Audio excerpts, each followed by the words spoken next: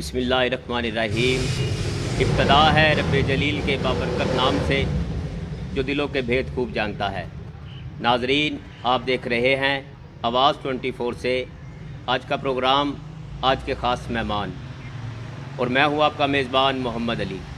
नाजरीन, इस प्रोग्राम के लिए मैंने जिस शख्सियत को दावत दी है वो किसी तारुफ़ के मोहताज नहीं, वो हमारे इलाके की सियासी और समाजी शख्सियत हैं।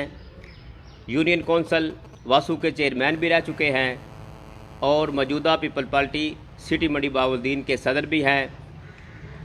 इनका ताल्लुक़ पीपल पार्टी से है। मेरी मुराद जनाब मोहम्मद अरशद लिल्ला साहिब। मैं लिल्ला साहिब का शुक्रगुज़ार हूँ जिन्होंने अपने कीमती वक्त में से हमारे के लिए टाइम निकाला। तो मैं आपसे चंद सवालात करूँगा। मेरा पहला सवाल है लिल्ला साहब, आपका सियासी सफ़र कब शुरू हुआ? जी मोहम्मद अली साहब, बहुत शुक्रिया, आपकी बड़ी नवाजिश, आप तशरीफ़ लाए। Thank you. मेरा सियासी सफ़र अदना सा कारकुन हूँ। मेरा सियासी सफ़र मैंने 99 से मैंने शुरू किया, 1990 से। जी माशाअल्लाह। और उस वक्त मैंने पहला इलेक्शन ज़फ़रुल्लाह ताड़ साहब का पीपल्स पार्टी से लड़ा उनके साथ, और उसके बाद से लेकर अब तक सिलसिला ये सियासत का जारी है। जी जी माशाल्लाह। लीला साहब, आप बताएं हमें कि आपने सियासत का सफ़र, जो सियासत में आए, किस शख्सियत से आप इंस्पायर हुए? आपका आइडियल सियासत में कौन है? मेरा जुल्फ़कार अली शहीद भुट्टो माशाल्लाह जी, मेरे बहुत आइडियल अजीम हैं। शख्सियत। वो मेरे आइडियल हैं और मेरी पार्टी के लीडर हैं। जी जी बेशक। और उन्हें जिस तरह उन्होंने आम लोगों को शऊर दिया जी जी।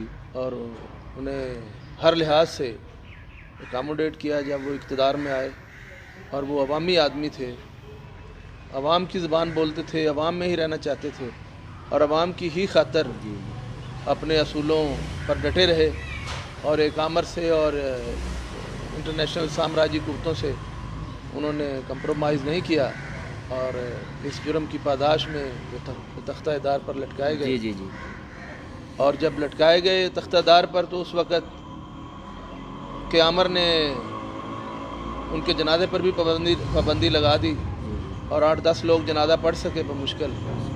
और आज देख लें, जिसने ये पाबंदी जनाजे की लगाई, आज उसकी कब्र पर चंद आदमी भी नहीं जाते, और भुट्टो शहीद की कब्र पर लाखों लोग वो हमेशा जिंदाबाद है जाते हैं और उनके लिए। लिल्ला साहब, मैं तो समझता हूँ कि जो लीडर का लफ्ज़ है वो सिर्फ जुल्फ़कार अली भुट्टो के लिए उनके लिए चाहिए, बाकी तो जो लीडर लगाते रहे, लीडर वो ही है गुजरे हैं पाकिस्तान में।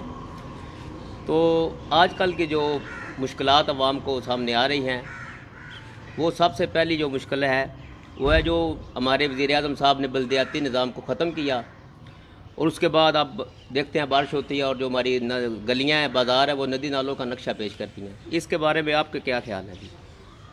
क्या इमरान खान साहब ने ये अच्छा किया या अवाम को मुश्किलात में और डाला? तो आप सब दोस्त जानते हैं, बल्दियाती इदारों को ख़त्म करने का इनका नज़रिया और फ़लसफ़ा समझ में नहीं आया। जी जी। ये यू टर्न का मास्टर है और ऐसे ही यू टर्न का आदी है। यू टर्न के बगैर ये ज़िंदा नहीं रह सकता। जैसे मछली को पानी चाहिए, इसको यू टर्न नहीं लेगा तो ये ज़िंदा नहीं रहेगा। इसने, इमरान अहमद नियाज़ी ने हमारे बल्दियाती इदारे ख़त्म किए जी। पंजाब के, बाकी सूबों में सब बल्दियाती इदारों ने अपनी मुद्दत पूरी की है। और सबसे ज़्यादा ज़्यादती इस शख्स ने ये अवाम से की। बल्दियाती इदारे जब ख़त्म किए तो उससे पहले ये कहता था, जब से सियासत में आया है, कि मैंने बल्दियाती इदारों को प्रमोट करना है, जी जी। मैंने बल्दियाती इदारों को फ़ंड देने हैं, MP MNA जो है उनको फ़ंड मैं नहीं दूँगा। जी जी। और बल्दियाती इदारे अवाम के लिए उनके मसाइल हल करने के लिए सबसे बेहतरीन और मौसर सियासत करने वाले लोग होते हैं। लेकिन बल्दियाती इदारे इसने तोड़ दिए, अपने मौक़िफ़ की इसने नफ़ी की, अपने बयान का इसने जो दिया, हमेशा इस बयानिए पर रहा कि मैं बल्दियाती इदारों के ज़रिए अपने सिस्टम को चलाऊँगा, लेकिन वो ना चला सका। आगे बदकिस्मती ये है, फिर इसने इलेक्शन भी नहीं कराए। 2 साल हो गए हैं, 2 साल तक आज इलेक्शन नहीं करवा सका। इसकी अवाम में पजीर आई है तो इलेक्शन क्यों नहीं करवाता? जब इसने ख़त्म कर दिए बल्दियाती इदारे, तो आज आप जो कह रहे हैं शहर की हालत, पूरे पंजाब की हालत देख लें, आप मंडी बहाउद्दीन ज़िला की तरफ आ जाएं जी जी, तो मंडी बहाउद्दीन चेहरा एक शहर का जो है वो मसख कर दिया है इन लोगों ने। ऐसे ही है। आप किंग रोड से लेकर सतसिरा और सतसिरा से लेकर चीमा चौक तक आएँ, शहर में दाखिल हों और आप शहर का हुलिया देखें इन्होंने क्या कर दिया है। जी, सड़कों इस की तरह हालत ख़राब है, पानी खड़ा है। सतसिरा से लेकर आप मिल रोड तक जाएं, मलकवाल की तरफ जाएं जी जी, तो आपको सड़कें टूटी फूटी, वहाँ आपका गुजर मुश्किल हो जाता है। जी। आप जब मोंग से निकलकर, शहर से निकलकर जब आप सराय आलमगीर की तरफ जाएंगे या खारियाँ की तरफ जाएंगे तो सड़कों की बदहाली हुई पड़ी है। 2.5 साल हो गए हैं इक़्तिदार में इस शख्स को, जी जी, लेकिन बताएं इसने शहर के लिए, हमारे इस ज़िला के लिए क्या किया? मजमूई तौर पर कुछ नहीं किया। ऐसे ही है। और हमारे मुंतखब नुमाइंदे भी इस हद तक बेचारे सहमे हुए हैं, अपने लोगों के हक़ की बात नहीं करते। जी जी, जो उनका फ़र्ज़ बनता है, जो आदमी वोट लेकर जाता है असम्बली में, उसे ये अवाम की नुमाइंदगी करने का जो मैंडेट दिया है लोगों ने वोट देकर, उसे अवाम के इज्तिमाई मसाइल को हल करने के लिए मौसर इक़दामात करने चाहिए। जी जी, लेकिन बदकिस्मती है कि आज के मुंतखब नुमाइंदे इस शहर को, इस ज़िला को बनाने में नाकाम रहे। जी। नाज़रीन, लीला साहब की बात कि अवाम को, हुकूमत को चाहिए कि अवाम की मुश्किलात को नज़रअंदाज ना करे, इनका हल करे। तो इसी मुश्किलात में एक बड़ी मुश्किल है हमारी ट्रैफिक।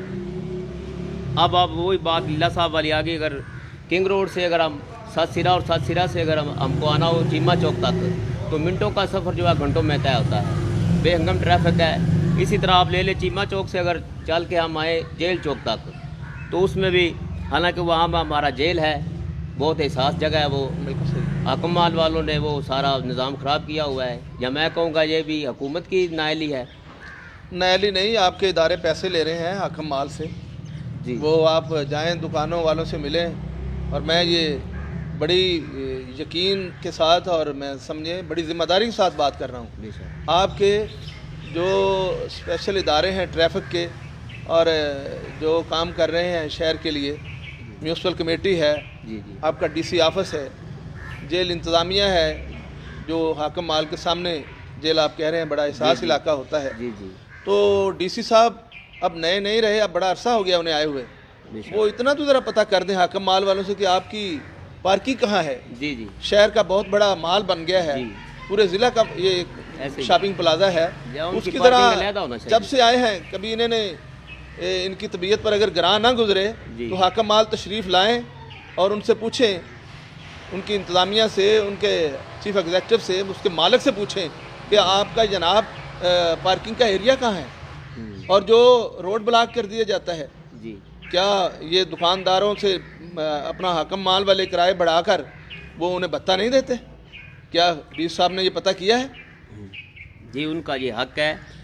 और ये सारा शहर का जो मलबा है, ट्रैफिक का जो बर्डन है, वो जो हाकिम माल वालों से पैसे ले रहे हैं और दुनिया को जितनी शहर में लोग आ रहे हैं उनको तंग कर रहे हैं, उनके लिए पैसे परेशानी है। हॉस्पिटल भी इधर है, जी। बाकी शॉपिंग प्लाजे हैं, पूरा ज़िला आता है शहर में, और जो जिस मुसीबत से बेचारे वो गुजर रहे हैं, जिस तकलीफ से, इसका एहसास आप लोग शहर के रहने वाले हैं, आपको अगर बखूबी कोई है। भी लीला साहब मरीज़ आता है, एम्बुलेंस में आता है, तो रश से गुजरते गुजरते उसकी जान निकल जाती है। ऐसे ही है। तो वैसे तो सामने देखने में हुकूमत ने ये हमारा जो DHQ है वो बाहर शिफ्ट किया है, लेकिन वहाँ भी सहूलत ना होने के बराबर है, ना डॉक्टर्स हैं, ना कोई मशीनरी है। तो कोई भी इधर जाते हैं बाज़ार वाले में हम, तो वो कहते हैं जी उधर चले जाएं, शिफ्ट हो जाए। उधर जाते हैं, वो डॉक्टर कहता है वो आप खारियाँ चले जाएं या लाहौर चले जाएं, तो रास्ते में ही जो मरीज़ है वो, इसके बारे में आप इसके बारे में मोहम्मद अली साहब, मैं जब ज़िला काउंसिल का चेयरमैन था अपनी काउंसिल से, तो ज़िला काउंसिल में मेरी मुतअद्दिद करारदादें हैं, रिकॉर्ड पे मौजूद हैं। जी जी, मैंने वहाँ DHO को, CO हेल्थ को जी जी, और इन सब को, MS को बुलवाया था उधर। मसला अलमिया ये है, शिफ्टिंग जो हुई है DHQ की, जी जी, वो सिर्फ शिफ्टिंग की हद तक है। ऐसे ही, वो टाइलों वाली एक बिल्डिंग में हॉस्पिटल गया है, हॉस्पिटल की जो जिम्मेदारी है, जो उस हॉस्पिटल की मॉडल हॉस्पिटल है, जो उसकी रिक्वायरमेंट है, वो पूरी नहीं हुई। जी जी, सिर्फ इस हॉस्पिटल को, मशीनरी को उधर शिफ्ट कर दिया गया है। डॉक्टर साहबान अब इधर की बजाय उधर बैठते हैं। वहाँ भी अब आप अंदाज़ा कर लें कि जितनी मशीनरी जो रिक्वायरमेंट में शामिल है अस्पताल की DHQ में, वो अभी तक नहीं आई। जी, इसके अलावा जितने डॉक्टर्स, फिजिशियन, प्रोफेसर साहिबान, नर्सिस की जो तादाद है उसमें तो खातर खा कोई स्टाफ नहीं अभी आया। जी ऐसा ही है। ना बिल्डिंग मुकम्मल हुई है, ना उसकी मशीनरी अभी आई है, ना अभी भर्तियां हुई हैं, ना वो डॉक्टर साहिबान अभी लेके आए हैं। शिफ्ट का मतलब ये नहीं कि आप इसको इस बिल्डिंग से उस बिल्डिंग में निकाल के ले जाएं। ये शिफ्ट का मतलब ये है जो मॉडल हॉस्पिटल बनाया गया है उसकी पूरी उसमें हर सहूलत जब मौजूद पूरी है। रिक्वायरमेंट्स मुहैया हो जाएं जी जी जब आपके पास, तो फिर आप शिफ्टिंग कर लें इसकी। अब जो शिफ्ट किया है पूरे शहर की आवाज़ है कि इसको तहसील हॉस्पिटल बनाया जाए, जी जी THQ का दर्जा दिया जाए। अच्छा, इसको THQ का दर्जा तो देना है हुकूमत ने, जी अगर शिफ्ट कर दिया है जी, तो इस हुकूमत का काम 5-6 लाख की आबादी को जिस तकलीफ से गुजरना पड़ रहा है, ऐसे ही है। जितनी ट्रैफिक बेहंगम है इस शहर से निकल कर इन लोगों को, हमारे शहर वालों को जिस मुसीबत से गुजरना पड़ता है वो वहाँ नहीं जा सकते। जी जी लेकिन सितम ज़रीफ़ी ये है कि इसे कम अज़ कम वो जो आर्जी तौर पर एक एमरजेंसी दी है वो भी इन्होंने शिफ्ट कर देनी है। ये जो मुंतखब नुमाइंदे हैं उनकी ज़िम्मेदारी है। ये CO या MS या DHO नहीं शिफ्ट कर सकते इसको, ना इसे THQ का दर्जा दे सकते हैं। ये करना है तो इन्होंने फ़ंड लेके आना है, जी जी इन्होंने इसे THQ बनाना है। हमारी इनसे गुजारिश है, अवाम की भी इनसे इस्तदा है कि जनाब मेहरबानी फरमा दें और इस हॉस्पिटल को THQ बना दें।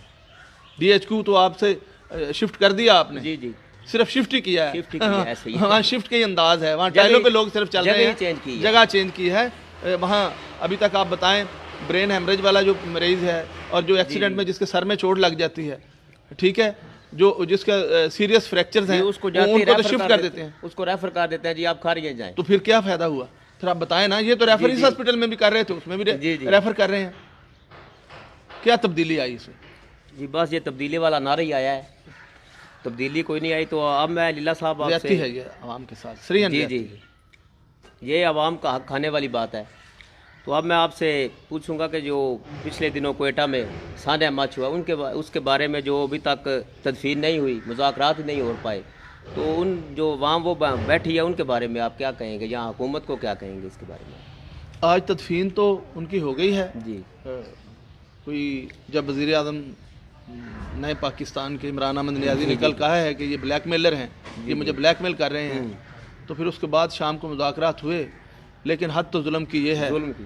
कि इस U-टर्न साहब के पहले वाले इसके बयान पढ़ लें, सुन लें, सारे इलेक्ट्रॉनिक मीडिया, सोशल मीडिया पर आए हुए हैं। जब ये कह रहे थे कि सानिया मच से पहले जब ये वज़ीर आज़म नहीं थे तो उस वक़्त के बयान आपने सोशल मीडिया पर देखे। 2011 से लेकर आज तक ये कहता रहा बंदा वज़ीर आज़म बनने से पहले कि जब उनकी मजतें पड़ी होती थी तो ये साहब वहाँ हाज़िर हो जाते थे जी जी कि मैं आपका भाई हूँ, मैं आपके लिए सब कुछ जी। करूँगा।